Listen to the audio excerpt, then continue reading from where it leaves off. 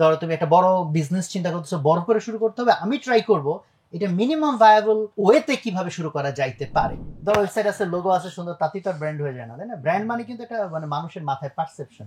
তুমি যদি design copy করে আসলেই অতি দ্রুত ভালো ব্র্যান্ড হয়ে যাইতে পারো, তাহলে আরেকজনেরও কপি করতে কি বেশি সমস্যা আছে? কারণ আইডিয়া জেনারেট শুরু করলে যখন ছোট ছোট ছোট ছোট হাজার হাজার আইডিয়া, তখন কি একটা বিশাল জটলায় পড়ে যাবে যে ভাই এর মধ্যে কোনটা রাইখা কোনটা করবে।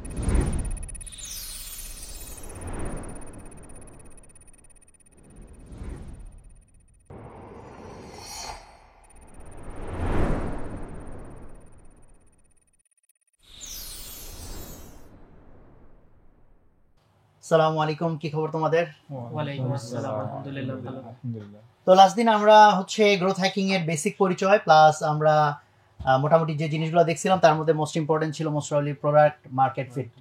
এবং প্রোডাক্ট মার্কেট ফিট ওই আলোচনা করতে গিয়ে আমরা এটা শিখছিলাম যে প্রোডাক্ট বানানোর আগে কিভাবে বেচা যায়, বা বানাইতে গেলে আমি আগে ডিসিশন নিব যে আমি দেখবো যে আমি বেচতে পারতেছি কিনা। তো এরপরে আমরা একটা ফ্রেমওয়ার্কের দিকে যাবো এরকম আমরা বলছিলাম, বাট আমার কাছে মনে হয়েছে ফ্রেমওয়ার্কে যাওয়ার আগে আরেকটা টপিক যেটা ডিরেক্টলি এই বইতে খুব বেশি আলোচনা করা হয় নাই, বাট এই জিনিসটা একটু আলোচনা করা দরকার। সেটা হচ্ছে এমভিপি। এমভিপি বলতে আমরা মিন করে থাকি যে মিনিমাম ভায়াবল প্রোডাক্ট।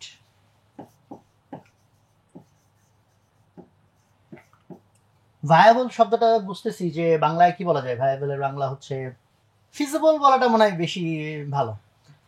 হ্যাঁ, মানে এই জিনিসটা অ্যাকচুয়ালি হ্যাঁ এটা সেন্স মেক করে কিনা এই টাইপ কিছু। বাট সামনে আছে মিনিমাম, মানে মূল কনসেপ্টটা হইল স্টার্ট আপ ওনার যারা শুরুর দিকে আমাদের একটা বড় ধরনের টেন্ডেন্সি থাকে যে feature feature feature feature feature. কারণ প্রত্যেকে চিন্তা করে আমাকে ইউনিক হইতে হবে। ফেসবুকের ভাই 50টা ফিচার আছে, ভাই আমি একটা প্রোডাক্ট প্ল্যান করছি 60টা ফিচার আছে। এই 60 ফিচার বানাইতে গিয়ে তার যা পুঁজিমুজি যা ছিল, মোটিভেশন যা ছিল সব শেষ। তো সেই জায়গা থেকে আমি গতদিন তোমরা খেয়াল করছিল হয়তো লিন স্টার্ট আপ এই বইটার কথা বলছিলাম, ওখানেও ধরো তুমি এই আলোচনা বেশ ভালো রকম পাবা যে কত লিন বলতে পাতলা, হালকা পাতলা, মেদ ছাড়া, খুবই মিনিমাম টাইপ জিনিস, বাট ভায়াবল হইতে হবে। এখন ধরো তুমি টার্গেট নিচ্ছ হচ্ছিল গাড়ির কোম্পানি দিবা, এখন শুনে গেছো ভাইয়া বলছে মিনিমাম দিয়ে ট্রাই করতে হবে, এই জন্য তুমি একটা খালি চাক্কা বানাইছো। তো তুমি গাড়ির বিজনেস করতে চাইলে জাস্ট চাকা বানাইতে হইলো না। গাড়ি যদি তুমি এইভাবে চিন্তা করো, গাড়ি মানে আমি ট্রান্সপোর্ট করতে চাই, লাইক লোকজন যাতে এক জায়গা থেকে আরেক জায়গায় যাইতে চায়, তাহলে মিনিমাম ভায়াবল এটা হইতে পারে যে গাড়ি না বানায় প্রথমে একটু বাইসাইকেল বানায় দেখতে পারি যে হয় কিনা। কথার কথা, মানে এটা ভায়াবল হইতে হবে, ওটার একটা ফাংশন থাকতে হবে। তো আমরা এটার আরেকটু ভিতরে যাবো ইনশাল্লাহ, এবং তোমরাও কিছু কোয়েশ্চেন করো, তোমরা কিছু এক্সাম্পল বলো। ধরো তুমি একটা বড় বিজনেস চিন্তা করতেছো, বড় করে শুরু করতে হবে, আমি ট্রাই করব এটা মিনিমাম ভায়াবল ওয়েতে কিভাবে শুরু করা যাইতে পারে। যেমন প্রথমত মিনিমাম কেন আমরা চিন্তা করতেছি, ম্যাক্সিমাম কেন না? এটা তো খুব সহজ, কারণ তোমার হাতে কি ওই পরিমাণ রিসোর্স আছে যে তুমি ম্যাক্সিমামে যাবা? তাহলে তোমার চিন্তা করতে হবে মিনিমাম কতটুকু দিয়ে অ্যাটলিস্ট আমি মার্কেটে নামতে পারি অ্যান্ড বেচতে পারি অ্যান্ড আমার বিজনেসটা স্টার্ট হয়ে যাইতে পারে। তো আমি ধরো আমার প্র্যাকটিক্যাল লাইফ থেকে দু একটা এক্সাম্পল বলি। যেমন হচ্ছে আমাকে একজন এসে আমার বলতেছে যে সে আমার কাছে টাকা চায়, সে হইতেছে রেন্টে কারের ব্যবসা করবে, মাইক্রোবাস কিনবে, মাইক্রোবাস কিনে ভাড়া দিবে। তো আমি এখন চিন্তা করো এটা কিন্তু মিনিমাম ভায়াবল আমার কাছে মনে হলো না, কারণ মাইক্রোবাস কিনবে ইটস এ বিগ ইনভেস্টমেন্ট, একটার জায়গা হয়তো কয়েকটা লাগতে পারে, তা না হলে দেখা গেল যে সে ঠিক মতো কাস্টমার চাচ্ছে না, কাস্টমার যখন গাড়ি চাচ্ছে তখন সে গাড়ি দিতে পারতেছে না। তো এটা একটা বড় বিষয়। আবার এতগুলা গাড়ি কিনে তারপর দেখা গেল যে বা কাস্টমার যে জোগাড় করবে ভাড়া নেওয়ার জন্য সেটা হয়তো সে জোগাড় করতে পারতেছে না। তাহলে দেখো একটা লোক যার ওই পরিমাণ পুঁজি নাই, তার জন্য এটা টু রিস্কি হয়ে দাঁড়াইতেছে। এখন আমি যদি ওখানে তাকে আমি যে বুদ্ধিটা দিলাম যে মিনিমাম ভায়াবল কি হতে পারে, আমি বললাম আপনি এই ব্যবসাটা শুরু করে দেন মাইক্রোবাস ছাড়াই, কেনা ছাড়াই। তো উনি অবাক হলো যে ভাই আমার মাইক্রোবাসই নাই, আমার গাড়িই নাই, ভাড়া দিব কেমনে? আমি বললাম আরেক কোম্পানি থেকে ভাড়া নিবেন আর ওইটাই আবার ভাড়া দিয়ে দিবেন। তো উনি বললো যে আমি যদি ওখান থেকে ভাড়া নিয়ে আবার আরেকটা ভাড়া দিতে চাই তাহলে তো আমার দাম বেশি হয়ে যাবে, তাহলে তো লোকজন আমার থেকে নিবে না। আমি বললাম যে আপনি যে দামে ভাড়া নিবেন সেই দামে আবার ভাড়া দিবেন। বললো তাহলে তো আমার লাভ হবে না। আমি বলছি আপনার লাভ হওয়ার দরকার নেই তো, আজকে আপনার লাভ হওয়ার দরকার নেই, আপনার শুধু টেস্ট করা দরকার যে আপনি ক্লায়েন্ট জোগাড় করতে পারেন কিনা। বুঝা গেছে আমার কথা? কারণ এই ব্যবসার ক্ষেত্রে তার কিন্তু বড় চ্যালেঞ্জ গাড়ি কেনা হবে না। কারণ গাড়ি কেনার জন্য কি এমন কোনো যোগ্যতা লাগবে? তুমি টাকা নিয়ে যাবা, গাড়িওয়ালা খুশির চোটে তোমার গাড়ি কেনা দিয়ে দিবে। এটা কি ব্যবসার আসল চ্যালেঞ্জ? আসল চ্যালেঞ্জ কোথায় এখানে? আমি ক্লায়েন্ট জোগাড় করতে পারি কিনা। তাহলে এইটা আমি ট্রাই করবো, রাইট? এটা তুমি এখন প্রোডাক্ট মার্কেট ফিট বলো বা এমবিপি আইডিয়া দিয়ে বলো, একই কথা কাইন্ড অফ। তাহলে আমি যদি ক্লায়েন্ট জোগাড় করতে পারি, আর এইদিকে রেন্টে কারের ব্যবসা অলরেডি যারা করে এরকম 5-7টা কোম্পানির সাথে বইলে রাখবো যে ভাই আমার গাড়ি লাগতে পারে, গাড়ি হইলে আপনি দিয়েন। এবং আমি যদি তাকে নিয়মিত 2-4টা গাড়ি ভাড়া নেই, তাহলে কিন্তু নেগোশিয়েট করতে পারবো, ভাই আমি তো নিয়মিত নেই, আপনার আমার একটু কি করে দেন, কমায় দেন। তাহলে কিন্তু ইভেন আমার পক্ষে প্রফিট করাও সম্ভব। বুঝা গেছে কনসেপ্টটা? আরো এক্সাম্পলে আসো। একজন এসে আমাকে বলছে, এটাও একটা রিয়েল এক্সাম্পল, যে তার বড় প্ল্যান, এরকম স্কুল বানাবে, এরকম বড় স্বপ্ন, বড় ইনভেস্টমেন্ট নিয়ে নামবে, প্রয়োজন অনেক ইনভেস্টরের টাকা একসাথে করবে, এবং সে এমন একজন মানুষ যারা একটা সোশ্যাল ইনফ্লুয়েন্স আছে, চাইলে সে অনেক টাকা জোগাড় করতেও পারবে। এখন দেখো, এই যে বিশাল একটা তুমি স্কুল করবা এন্ড এই যে 1000 স্টুডেন্ট নিয়ে তুমি প্ল্যান করতেছো, এটা কি মিনিমাম বলা যায়? কেন মিনিমাম বলা যায় না? মিনিমাম বলা যায় না অনেকগুলো কারণে। নাম্বার 1, এই যে জমি কিনবা, স্কুল দিবা, এই পরিমাণ টিচার, স্টুডেন্ট, বিশাল আয়োজন। এই বিশাল আয়োজন, বিশাল ইনভেস্টমেন্ট তুমি করলা, করার পর দেখা গেল পোলাপান অ্যাট্রাক্টেড হচ্ছে না, অথবা যারাও আসছে তারা আর কাউকে রেফার করতেছে না, অথবা যারাও আসছিল তারা কিছুদিন পরে স্কুল লিভ করতে শুরু করছে। হইতেই পারে। কেন এগুলো হইতে পারে? অনেক রকম কারণ হইতে পারে। মেবি তুমি যে টিচার নিয়ে আসছো তারা এনাফ কোয়ালিফাইড ছিল না, টিচার হয়তো কোয়ালিফাইড ছিল, প্রিন্সিপাল কোয়ালিফাইড ছিল না, পরে গিয়ে গ্রুপিং হয়ে গেছে, টিচারদের মধ্যে দ্বন্দ্ব, তারা ঠিকমতো সার্ভিস দেয় নাই। হইতে পারে আমি যে কারিকুলাম নিয়ে শুরু করছি সেই কারিকুলাম এনাফ অ্যাট্রাকটিভ মনে হয় না বাকিদের কাছে। হইতে পারে আমি কোনো রাইভাল বির মাধ্যমে পড়ছি, যে আমার স্কুল ভালোই চলতেছিল, দেন অন্য একটা স্কুল তারা পরশ্রীকাতর হয়ে আমার বিরুদ্ধে কিছু উল্টাপাল্টা ক্যাম্পেইন করছে, আমার পার্সোনালিটি নিয়ে টান দিয়েছে, সেটা নিয়ে কন্ট্রোভার্সি হয়ে দেখা গেল যে প্যারেন্টসরা চলে গেছে। দেখো এরকম বলতে থাকলে কি অনেক পয়েন্ট আসবে না? তাহলে এত বড় মানে আমি রিস্ক, এবং আমার যেটাতে এক্সপেরিয়েন্সও নাই, আমি সেটা নিব, এটা কি ওয়াইজ হবে? হবে না। এখন এই লক্ষ্যেই তুমি যদি এমভিপির আইডিয়া দিতে চাও, তোমরা একটু ট্রাই করো, তাহলে কি আইডিয়া দিতে পারো? ছোট করে যদি ট্রাই করাইতে চাও, অনলাইনে পড়ানো শুরু করতে পারে। ওয়েল, একটা বলছে যে অনলাইনে পড়ানো হইতে পারে, ওয়েল হইতে পারে। আর একটা ব্যাচ করে পড়ানো শুরু করুন, কোচিং হতে পারে। হ্যাঁ, coaching, offline batch, offline batch, coaching হইতে পারে। ওকে, গুড। পুরো বিল্ডিং না করে একটা মাত্র ফ্ল্যাট ভাড়া নিয়ে সেখানেও শুরু করতে পারে। হ্যাঁ, ফ্ল্যাট ভাড়া নিয়ে করতে পারে। অথবা নিজে একটা স্কুলে ঢুকে কিছুদিন শিক্ষকতা করছে, নিজে স্কুলে ঢুকে শিক্ষকতা করে। শিক্ষকতা করলে যে তার এন্টারপ্রেনিউরিয়াল যোগ্যতা তৈরি হবে, এটা কিন্তু নাও হইতে পারে। যাই হোক, স্টিল সে অনেক কিছু, ওটা প্রিপারেশন ফেজ বলতে পারো, ওটা কিন্তু এমবিপি ফেজ বলা যাবে না, ওটা প্রিপারেশন ফেজ। যে আমি একটা স্কুলে ঢুকলাম, ঢুকে কিছু আইডিয়া টাইডিয়া নিলাম। এমবিপি ফেজ মানে কিন্তু I am into the business. But আমি চিন্তা করার ক্ষেত্রে আগে চিন্তা করব, আমার এই ব্যবসা যদি ফেল করে অথবা এটাকে যদি সাকসেসফুল হইতে হয়, সবচেয়ে ইম্পর্টেন্ট ক্রাইটেরিয়া কোনটা, কোনটার কারণে আমার ফেল করার চান্স সবচেয়ে বেশি, অথবা কোন ক্রাইটেরিয়া ঠিক হইলে আমার সাকসেসফুল হওয়ার চান্স সবচেয়ে বেশি, মানে ওই ক্রাইটেরিয়াটা কোনটা, ওইটাতে যদি আমি পাশ করি তাহলে বাকিগুলো নিয়ে টেনশন নাই। যেমন একটু আগের বিজনেসের ক্ষেত্রে ওটা কোনটা ছিল, গাড়ি কেনা নাকি ক্লায়েন্ট জোগাড় করা? ক্লায়েন্ট জোগাড় করা। তাহলে এই স্কুল চালানোর ক্ষেত্রে আমি হলে চিন্তা করব যে কোনটা সবচেয়ে ক্রিটিক্যাল এলিমেন্ট। তা আমি ওই যিনি প্ল্যান করতেছিলেন স্কুলের, আমি তাকে জিজ্ঞেস করলাম, কারণ কোনটা ক্রিটিক্যাল এলিমেন্ট এটা কিন্তু সবার জন্য সেম না। মেবি কোনো একটা কিছুতে আমি খুব এক্সপার্ট, ওটাকে আমি কোনো সমস্যাই মনে করতেছি না, আবার আরেকজন ওইটারই বিশাল সমস্যা মনে করতেছে। আমি তাকে জিজ্ঞেস করলাম যে আপনার কাছে সবচেয়ে ক্রিটিক্যাল প্রবলেম কোনটা ওই লোকের কাছে। উনি বললেন যে কোয়ালিফাইড টিচার জোগাড় করাটা ওনার কাছে সবচেয়ে ক্রিটিক্যাল মনে হয়েছে, বিকজ উনি মনে করছেন কোয়ালিফাইড টিচার একে তো ক্রিটিক্যাল জোগাড় করা, আর উল্টা দিক থেকে চিন্তা করে যদি আমার কোয়ালিফাইড টিচার্সদেরকে আমি একসাথে করতে পারি তাহলে স্কুল ফ্লারিশ করা এটা কঠিন কিছু না। আমি বললাম এইটাই যদি আপনার পয়েন্ট হয়, if you are convinced about it, তাহলে আমি রেদার আপনাকে এমবিপির আইডিয়া দিব কি আপনি একটা টিচার ট্রেনিং এর ব্যবসা শুরু করেন।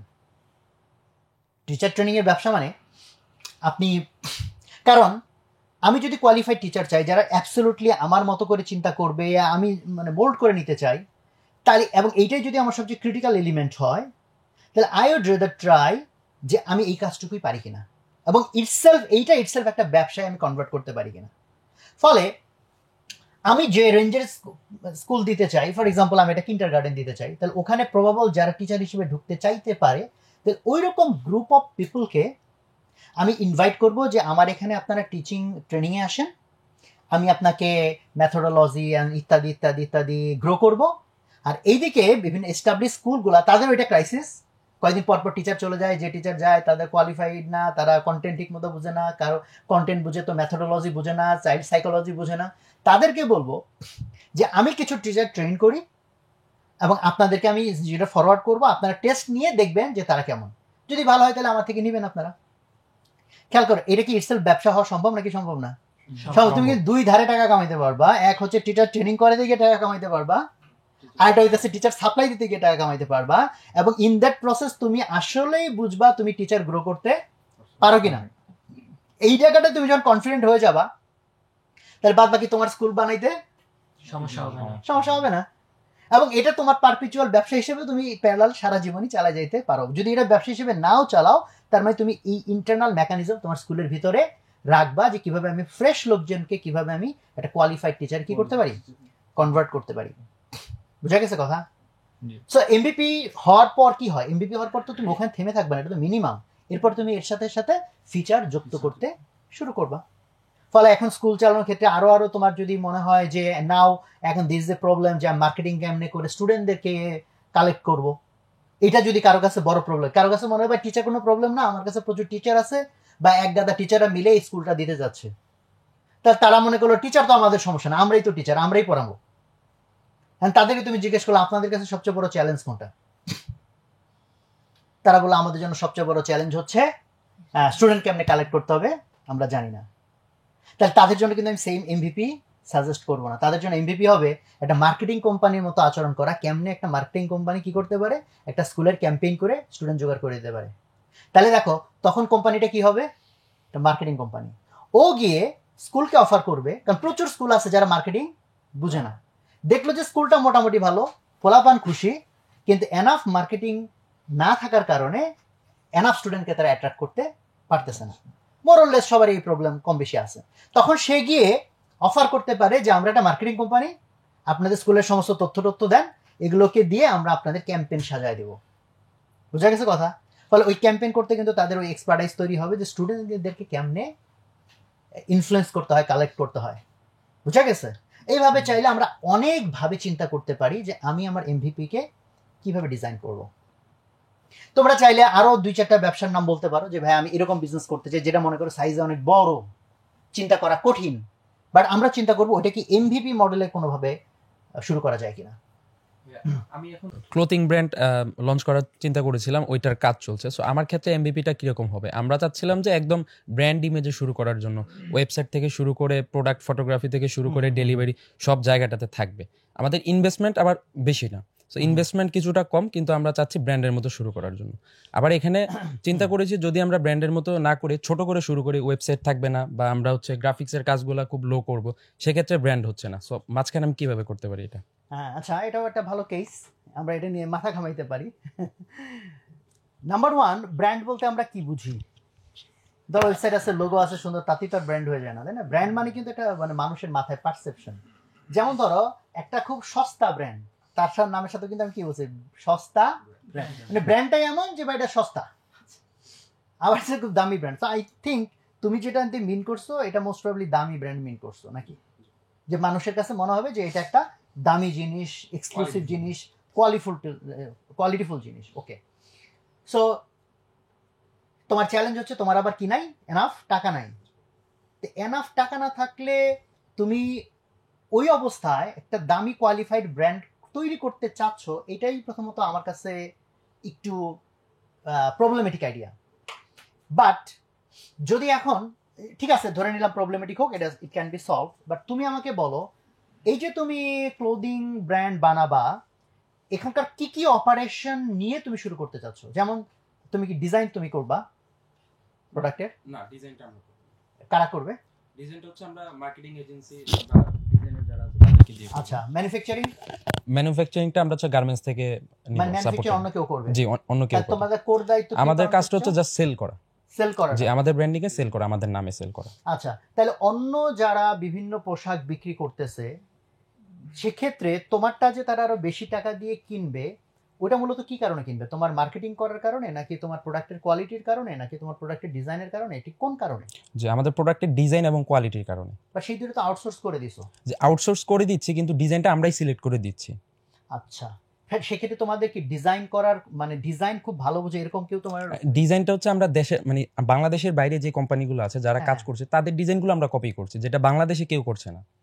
আচ্ছা, সো কপি যদি হয় তাহলে আমি বলবো যে বড় ব্র্যান্ডের চিন্তা করাটা একটু ডিফিকাল্ট হইতে পারে। কারণ হচ্ছে যে আমি কোশ্চেন্সগুলো যে কারণে করলাম, তুমি যদি আসলেই পাওয়ারফুল ব্র্যান্ড বানাইতে চাও, তোমার কোনো একটাতে এমন ইউনিকনেস লাগবে যেটা অ্যাকচুয়ালি তোমার প্রোপ্রাইটারি, মানে বাকিরা কেউ সহজে এটাতে পেনিট্রেট করতে পারবে না। যেমন ধরো, তুমি যদি ডিজাইন কপি করে আসলেই অতি দ্রুত ভালো ব্র্যান্ড হয়ে যাইতে পারো, তাহলে আরেকজনেরও কপি করতে কি বেশি সমস্যা আছে? না। তাহলে মার্কেটে অতি দ্রুত তুমি কম্পিটিশনে পড়ে যাবা। জি। বাট ক্লোদিং ব্র্যান্ডের ক্ষেত্রে তুমি যদি গ্লোবালি যাও, যারা অনেক বড় ব্র্যান্ড হয়েছে, আইদার দেখবে ওর কাপড় হচ্ছে একদমই ইউনিক, লাইক ওই কাপড় তুমি মার্কেটে কিনতেই পারবে না, কারণ ও হচ্ছে একদম কি নাম বলে, টেক্সটাইল মিলকে একদম ওর স্পেসিফিকেশন দিয়ে এমন একটা কাপড় বানাইছে যেটা মার্কেটে অ্যাভেলেবেলই না। আবার ওর ডিজাইন হাউসে এমন এমন ডিজাইনারদেরকে ও টাকা দিয়ে রাখে যারা এমন সব ইউনিক ডিজাইন করে যেটা দুনিয়াতে পাওয়া যায় না। সো আমার কাছে মনে হয় তোমার ওই সুইট স্পটটা আগে খুঁজে বের করাটা জরুরি। বাট এইটা আমার কাছে ঠিক আইডিয়া যে তোমার যদি বাজেট কম হয় তাহলে তুমি সবগুলা কাজ করতে যাও না। এদিক থেকে এটা ভালো আইডিয়া যে তুমি ডিজাইন কপি করতেছো, তুমি গার্মেন্টস ওখান থেকে আউটসোর্স করবা। বাট এইসব জায়গায় কিন্তু ধরা খাওয়ার জায়গাটা হচ্ছে কিউসি এবং কিউএ যদি না থাকে, মানে তুমি যদি step by step quality check না করো, গার্মেন্টসে বলছো একটা, যেদিন মাল ডেলিভারি নিবা দেখবে যে এমন কিছু দিছে, পরে গিয়ে পুরা ধরা। তো these are good things. But again then যদি তুমি এটাকে এক্সক্লুসিভ ব্র্যান্ড হিসেবে এস্টাবলিশ করতে চাও, কম বাজেটে রিয়েলি ডিফিকাল্ট হবে। যে কারণে নাম্বার ওয়ান, তোমার প্যাকেজিং মাস্ট বি ফাটাফাটি, তোমার কাপড়ও কাইন্ড অফ ইউনিক হইতে হবে। ডিজাইন তুমি কপি টপি করলো, যদি এমন সোর্স থেকে কপি করছো যেটা সন্ধান মানুষ সহজে পাবে না, তাহলেও ইট কুড ফ্লাই। বাট ওই রকম সুন্দর নাইস প্যাকেজিং, এটা কিন্তু ইনভেস্টমেন্টের বিষয়। আর তুমি মাত্র মার্কেটে নতুন এন্ট্রি করছো, সো মানুষ একটা দামি জিনিস তোমার থেকে কিনবে, এটা কিন্তু মার্কেটিং বাজেট যদি অনেক হাই না হয়, এটা কিন্তু ডেফিনেটলি সলভ করা সহজ না। ফলে তোমার কেসে আমি অ্যাকচুয়ালি প্রবলেম অনেকগুলা দেখতেছি, বাট স্টিল এমভিপি যদি তুমি বলো, তাইলে আমি বলবো তোমার স্ট্রেংথটা ডিপেন্ড করতেছে মার্কেটিং এর উপর। প্রোডাক্টের এক্সিলেন্সের জায়গায় তুমি ইউনিক কিছু না। প্রোডাক্টের এক্সেলেন্সের জায়গা হচ্ছে আমাদের কাপড়টা, আমরা নিজেরা নিটিং ডাইং করাচ্ছি, কাপড়টা এক্সেলেন্স, একদম এক্সপোর্টের যেটা কাপড়টা খুব ভালো, বাট ডিজাইনটা অন্যদের থেকে কপি করা। ওকে, কাপড় ভালো, এটা তো মানুষ ধরো তোমার সহজে আগেই বুঝে ফেলে না, ডিজাইন যেমন বুঝে। সেক্ষেত্রে আমার কাছে মনে হয় যে আমি হইলে একটা মার্কেটিং কোম্পানি ইয়ের মতো, স্কুলের মতো আগে করতাম, এক্সিস্টিং কোনো ব্র্যান্ড, অথবা আমি কি করতাম, রেডিমেড প্রোডাক্ট। মানে এখানে তোমার অনেকগুলো হ্যাসেল আছে কিন্তু, যে তুমি কাপড় কিনবা, তুমি যদি নিজে অর্ডার দাও কাপড়ের, তাহলে কিন্তু তোমাকে অ্যাডভান্স পেমেন্ট করতে হবে, তার মানে তোমাকে ওখানে সিগনিফিকেন্ট ইনভেস্টমেন্ট চলে যাবে। তাহলে আমি হইলে যেটা করতাম, আই থিঙ্ক আমি হচ্ছে ইম্পোর্টেড কোনো একটা সফিস্টিকেটেড জিনিস, একটা সার্টেন কোয়ান্টিটি, যেটা মিনিমাম কোয়ান্টিটি, যেটা আলিবাবা থেকে হয়তো থাকে না যে মিনিমাম এমওকিউ যেটাকে বলে, মিনিমাম কোয়ান্টিটি, অর্ডারের কোয়ান্টিটি, সেটা হয়তো আনতাম, এনে দেন মার্কেটিংয়ের এক্সিলেন্সের জায়গাতে আমি দেখতাম যে আমি এস্টাবলিশ করতে পারি কিনা। আর যেহেতু তুমি ক্লোদিংয়ে থাকতে চাও, তাহলে ক্লোদিংটাকেই আমি টার্গেট করতাম, বা তুমি ফ্যাশনে থাকতে চাইলে ফ্যাশনই টার্গেট করতাম। বাট যেহেতু তোমার মার্কেটিংয়ে তুমি সলভ করতে পারো কিনা এটা হচ্ছে তোমার খেলা, তার মানে মার্কেটিংটুকুকেই শুধু আমি ইনভেস্ট করতাম, বাদ বাকি অংশ আমি রেডিমেডে যাওয়ার চেষ্টা করতাম। দেন ওই রেডিমেড অংশটাকে পরে হচ্ছে আস্তে আস্তে ওইখানে আমার এক্সিলেন্স তৈরির চেষ্টা করতাম। স্টিল এটা একটা এমভিপি মতো, বুঝা গেছে কথা? সো এরকম অজস্র এক্সাম্পল আমরা চাইলে প্র্যাকটিস করতে পারি। বাট এন্টারপ্রেনারের এটা একটা খুব ইম্পর্টেন্ট জায়গা, কারণ তার রিসোর্স কম, তার টাকা কম, তার অনেক কিছু কম। এই মুহূর্তে সে যত মিনিমাম দিয়ে স্টার্ট করে, তার এটাকে পিওসি বলে, প্রুফ অফ কনসেপ্ট, তার কনসেপ্টের যে প্রুফ সেইটুকু সে করতে পারে, হ্যাঁ, যে এটা হয়, এটা চলে মার্কেটে। বা আমি এটা পারি, ঠিক আছে? তো এইটুকু আমি একটু বলে নিলাম। হ্যাঁ, সো আমরা এখন যাব এই যে ফ্রেমওয়ার্কটার কথা বলতেছিলাম। তো এই ফ্রেমওয়ার্কের টাকে ইউজ করার জন্য, যে ফ্রেমওয়ার্কের নাম গতদিন আমি লিখছিলাম, এটাকে পাইরেট মডেলে বলে, AA, আমরা আস্তে আস্তে জেনে ফেলবো কোনটা দেখি বোঝায়। এই ফ্রেমওয়ার্ক দিয়ে আমরা গ্রোথ হ্যাকিং করার যে মেকানিজম, এটা সুন্দর করে সেট করতে পারবো ইনশাল্লাহ। বাট এই ফ্রেমওয়ার্কটা ইউজ করার জন্য কয়েকটা স্টেপস মেনটেন করা জরুরি। এই বইতে যেভাবে জিনিসটা দিছে আমি সেভাবে প্রেজেন্ট করতেছি। এটা এগুলো তো একদম মানে এমন না যে একদম ঠিক এইভাবেই মানতে হবে, বাট এটা জেনে গেলে, রুলসটা তুমি অ্যাপ্লাই করা শিখে গেলে, তারপর তুমি তোমার মতো রুলকে কি করতে পারো, টুইক করতে পারো, চেঞ্জ করতে পারো। বাট অ্যাটলিস্ট আগে রুল বুঝবা, রুলের এক্সপার্টাইজ অর্জন করবা, দেন তারপরে চেঞ্জ করার চেষ্টা করবা। তো প্রথমে যেটা, সেটা হলো কেপিআই অ্যানালাইসিস।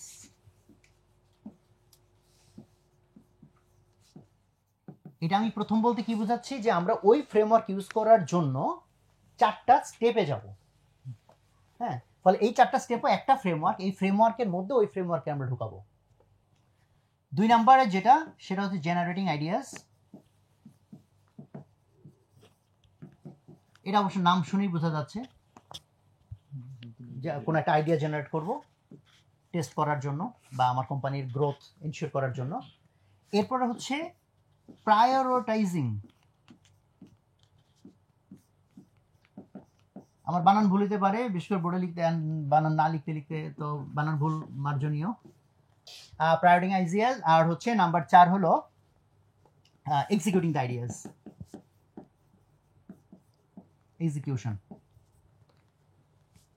এক্সিকিউশন বা ইমপ্লিমেন্টেশন, হোয়াটএভার।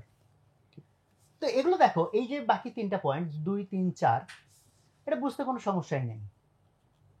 যে কারণ আমি গ্রোথ হ্যাকিং মানে হচ্ছে আমি বিভিন্ন আইডিয়া চিন্তা করব, আইডিয়াগুলোকে ইমপ্লিমেন্ট করে টেস্ট করে করে দেখবো আইডিয়ার মাধ্যমে আমার কোম্পানি গ্রোথ হইলো কিনা। কোনো আইডিয়া পাস করতে পারে, কোনো আইডিয়া ফেল করতে পারে। বাট ছোট ছোট অনেকগুলো আইডিয়া যদি একটু একটু করে পাস করে, তো একটু একটু করে গ্রোথ যোগ হয়ে আমার কোম্পানি একটা বড় গ্রোথের মধ্যে যাবে। তো জেনারেট আইডিয়ার মধ্যে কোনো টেনশনই নাই। প্রায়োরিটাইজিং আইডিয়া, এই জায়গাটাতে অনেকের মনে হতে পারে যে ভাই এটা কোনো বিষয় না, বিকজ আইডিয়া জেনারেট করে ইমপ্লিমেন্টেশনে চলে গেলেই তো হলো, এক্সিকিউশন বা ইমপ্লিমেন্টেশন। না, তোমরা প্র্যাকটিক্যালি দেখবা এইখানে এসে অনেক ঝামেলা হবে।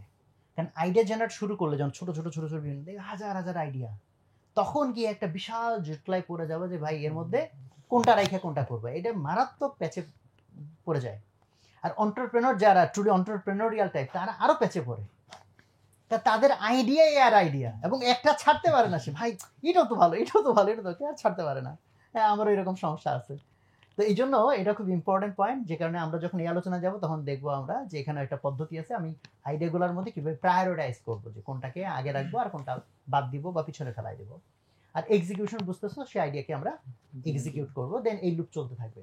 তো এই 3টা যেহেতু সহজেই বেসিক বুঝে গেছি আমরা, এই জন্য এই 3টা আমি আগে আলোচনা করে নিলাম। আর এইখানে যেহেতু বেশি কথা বলতে হবে, দ্যাটস ওয়াই আমি ওইটাকে একটু পরে রাখছি। তাহলে আপাতত আমি 3টা মুছে দিচ্ছি, যে বেসিক আন্ডারস্ট্যান্ডিং এই 3টা আমাদের হয়ে গেছে। আর এই 4টা স্টেপের ভিতরে ওই জিনিস ঢুকবে।